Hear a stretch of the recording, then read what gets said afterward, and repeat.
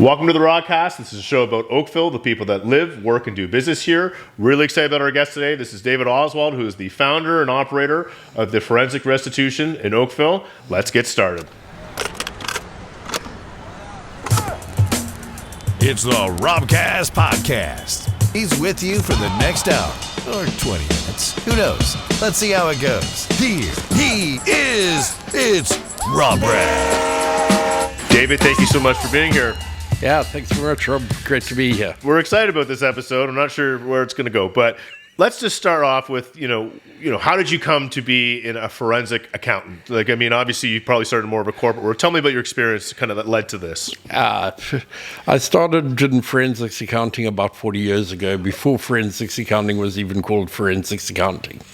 I was an auditor. I happened to find 3 frauds while I was doing my auditing, which is highly unusual because auditors don't find that much fraud. They find about 5% of all frauds that take place. So I've obviously got a little bit of a bent to how to find fraud. So is this something you had as kind of a special skill set to be able to kind of read into the numbers and see? A strange mind would probably be the best way of describing it.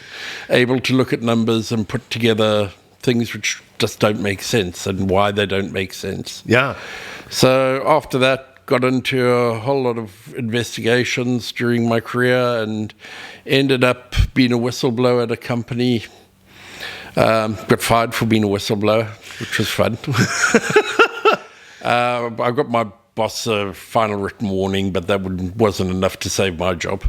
So wait a minute, you were working for a company and your job was to look into certain things, and then you found something that the boss didn't want you to find. Is that basically? Yeah, that's basically what happened. And you lost your job for doing that. I lost my job for doing that. And so I was asked by a couple of friends to look at forensics investigations, and I went into that, started it, ended up at Ernst & Young so that thought this was fun, went to Ernst & Young, did 3 years with them in order to gain more skills in that, and then set up Forensic Restitution back in 2002.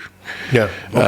And basically we've been running it ever since then. Is it really just following the money? I mean, you see that term in movies and things, but is it like, what are you looking at that's kind of driving your interest into this?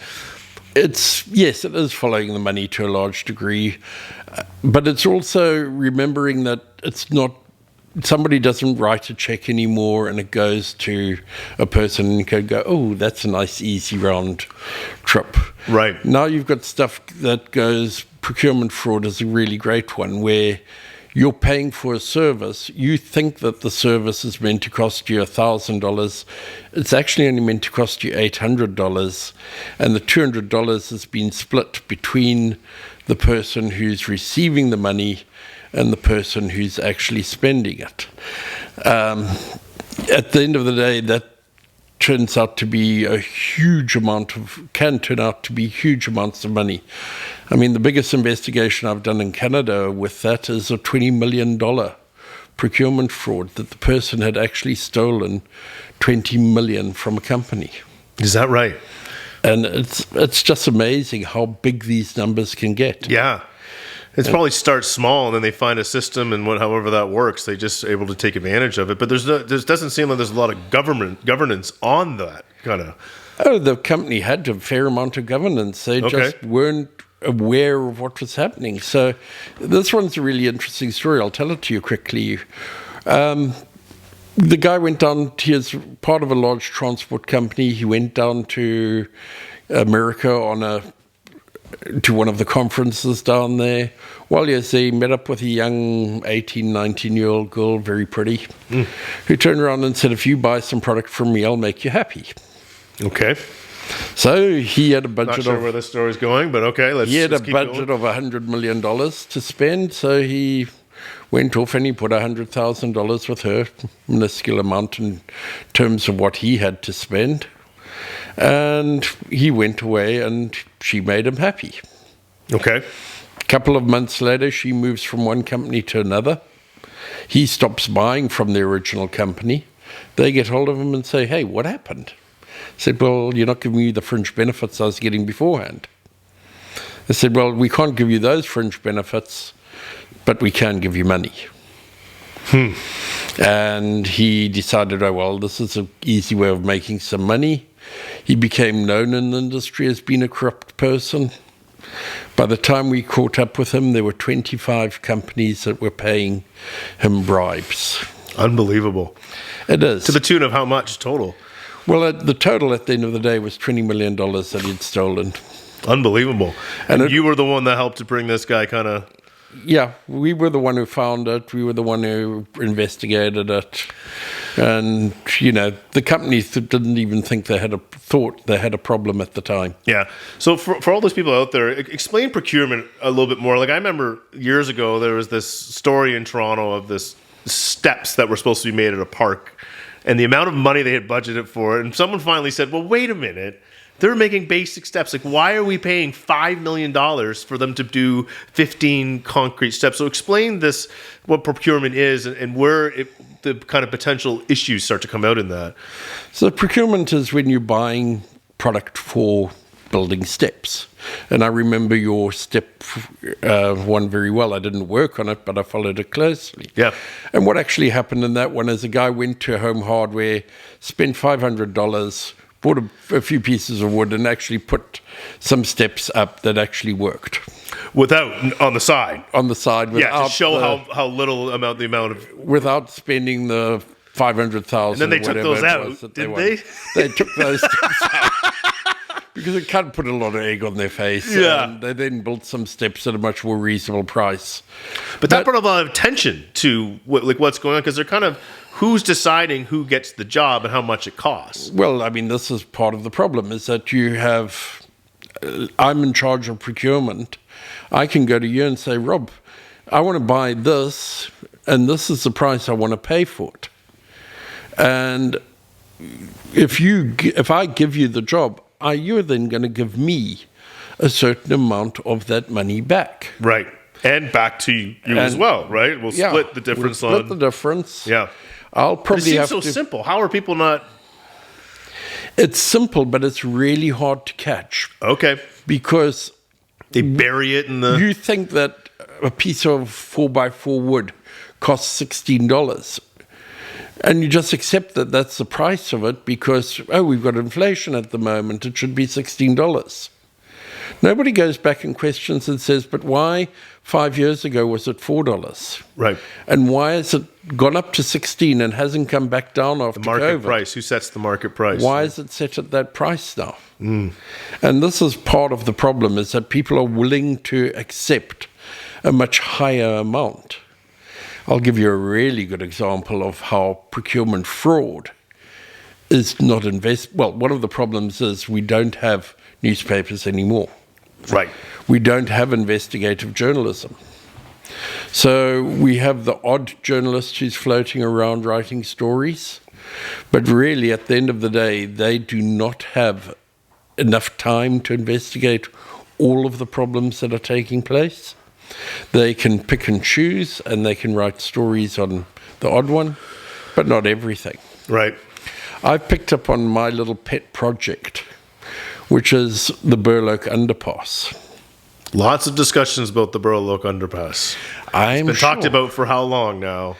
It was talked about for many years, and Oakville and Burlington got together and decided back in 2012 that they were going to put the underpass in, and they actually got quotes to do the underpass. Yeah, and for people who are not, this is where the GO train and the CN lines are, south of the QEW. The proposal is to build the underground pass, similar to what you'd find at Dorval or Trafalgar. So just to give some background on that. Yeah. So they're going ahead and they're digging a hole, effectively, putting up a little bridge, which has to take trains. It doesn't have to be that strong. It's a train track bridge. And at the end of the day, they were given a quote of $25 million to do the job. From a different, like a company, or is that? From a company. They said, we can do this for $25 million. They said, we can do this job for $25 million. Okay. The $25 million, if you think that the bridge at Bronte had cost $7.5 million, about 20 years before that, factor in a bit of inflation. Okay, we're around the right number, are we not? Factor in a couple of backhanders, you're probably not that far away from where you should be. Okay, like 11, 12 years later, whatever. No pigs really in the trough at this stage.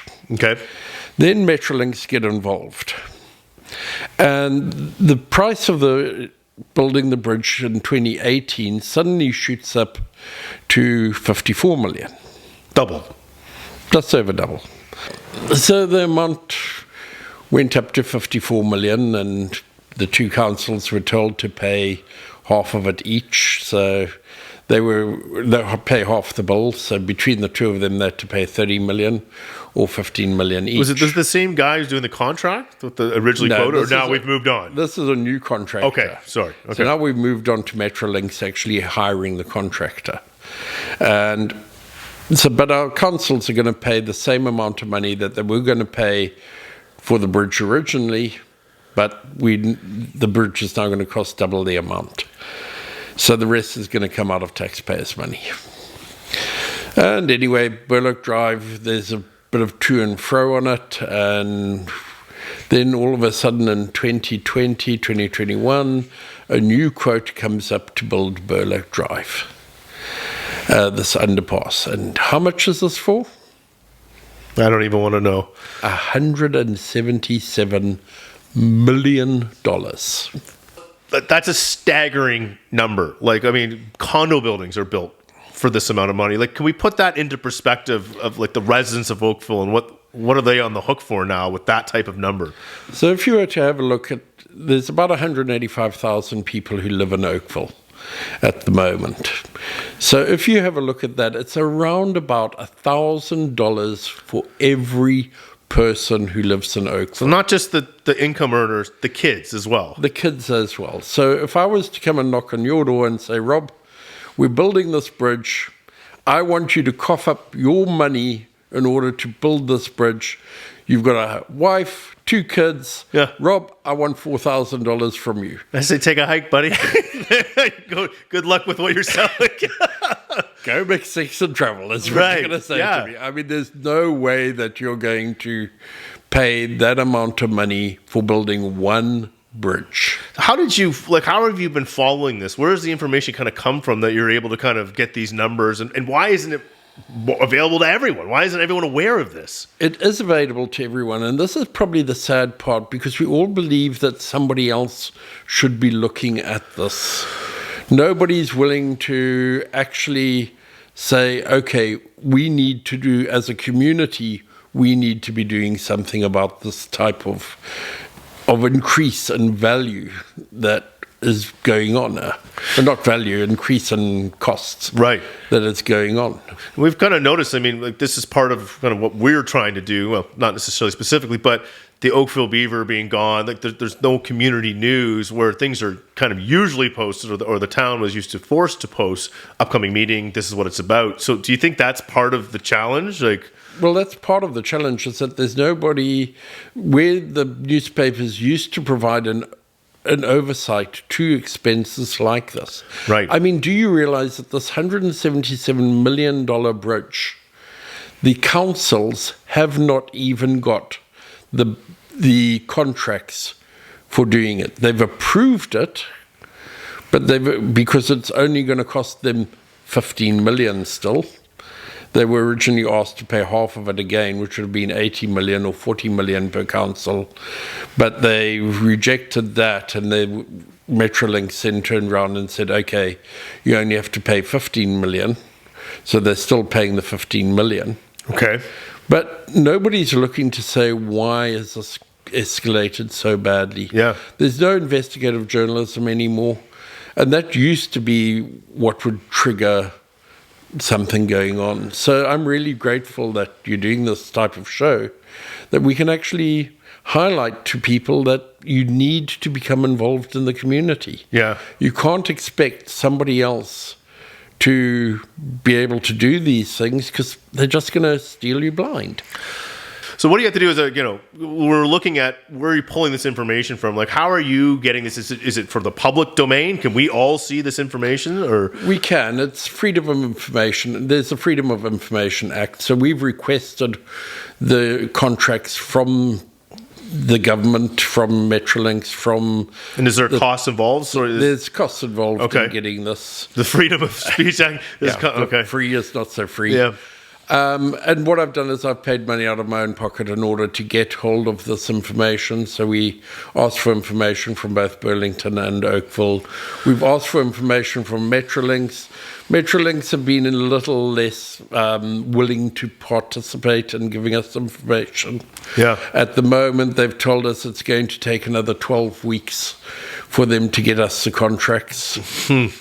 And that they're sensitive contracts, and they may not give them to us because it's a matter of national interest. Right. So this is a pet project for you. You haven't been hired for anyone. You're just curious about this. What are you looking to get out of? What's your ultimate goal of doing this and going through this?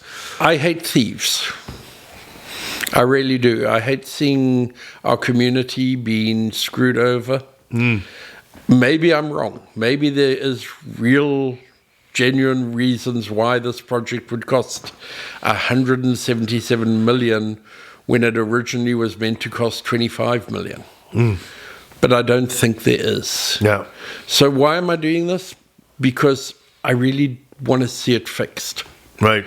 I want to see it fixed for my community that I live in, the Oakville community, and Canada in general. Just accountability for honesty, of right? What is going on. Yeah.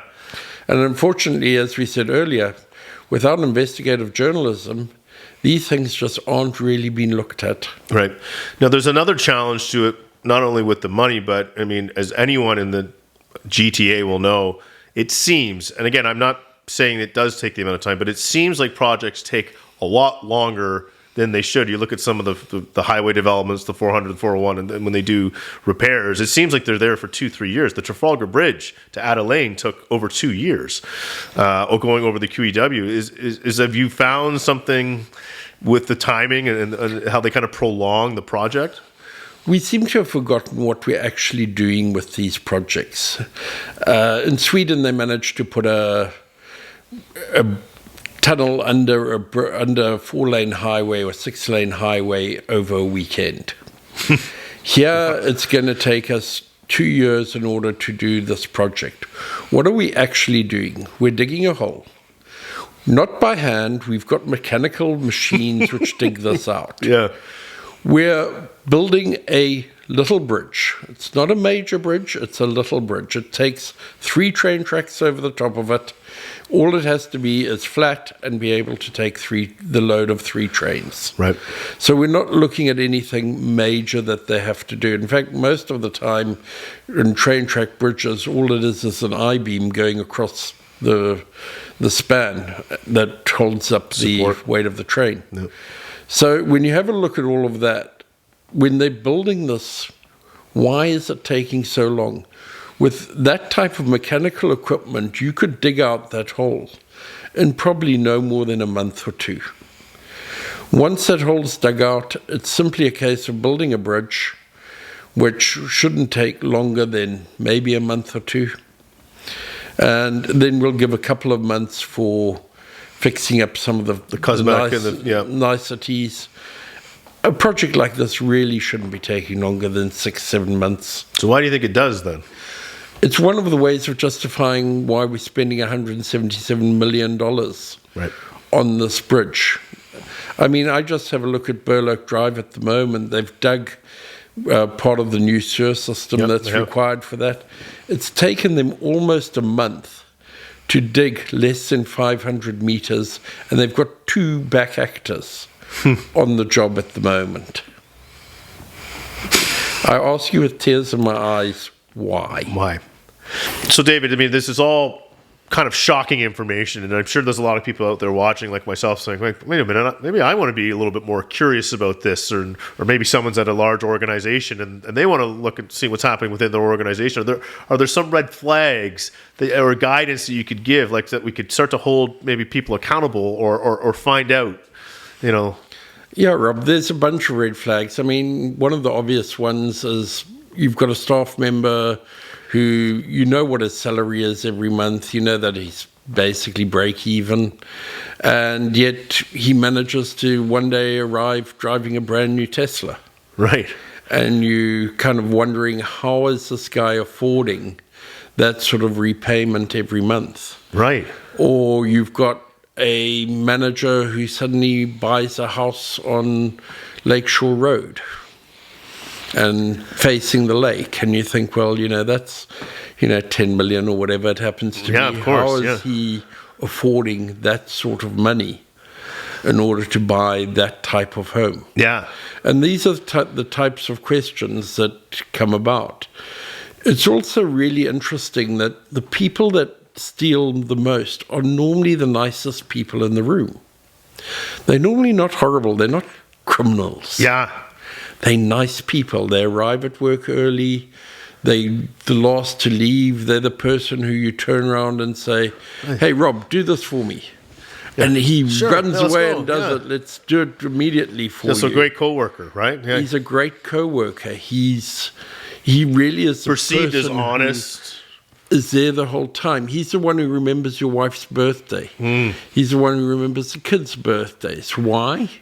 Because when you're lying there thinking, oh my God, is this guy stealing from me? And you're talking to your wife about it, she's saying, Dave, no, he couldn't possibly be stealing from you. I mean, he's such a nice guy. Remember, he remembered that Jaden had gone into hospital and he bought her, something for her recovery, and he's a really nice... No, it's like the con man, right? You're not... The guys couldn't possibly be stealing from you. It's that type of thing. It's having a look at the costs in your company. Now, most people do what they call zero-based budgeting. Or they don't do zero-based. They do budgeting based on last year's numbers. So you take last year and you add 5% to it and you say, that's what my costs are going to be for this year. Yep. But nobody actually goes back and says, is that what the costs actually are? Because maybe if they went back to a zero base and they did a zero-based budget, so say, how much should a pen cost be? Suddenly a pen only costs you $1 and not maybe $15. Right. And it's this type of thing that helps companies to find when they've been defrauded. And that's where we really come into our own, because we do data analytics, we look through computers, we do all of that type of thing, and we find these little grains or these little needles which are hiding in the haystack, and we're able to pin them all together, and we're able to say, maybe Rob's not the nicest person in the room. Whoa. I was wondering if you looked into me before you got here. But that's kind of the way it works, and that's how these things work. I mean, it never ceases to amaze me in divorce cases that people who have been married to each other for 20 years will end up getting divorced, and the one spouse will hide money from the other spouse. David, there's been a lot of great information here. This kind of brings us to our segment of the show. We call it the Rapid Ask, Robcast Rapid Ask. So I'm going to ask you a couple questions here. You just hit me with what you think is the best fitting answer for you. So let's imagine you were found guilty of fraud and you're on death row. What would be the last meal that you'd be requesting? It's just you, whatever you want. What's that meal? Oh, last meal, definitely sushi. Sushi? Yeah. I didn't see that coming. Yeah. Just a nice, anything specific within there? Just a big plate of it? Just go all day? Plate of it. Let's go. What would be something that a lot of people don't know? Now, as a forensic person, I don't know if you're going to share it, but what would be something most people don't know about yourself? I DJ'd my way through university. So did I. Amazing. Whereabouts? Where were you doing that? I was at a little university in Grahamstown, South Africa. Is that right? Yeah.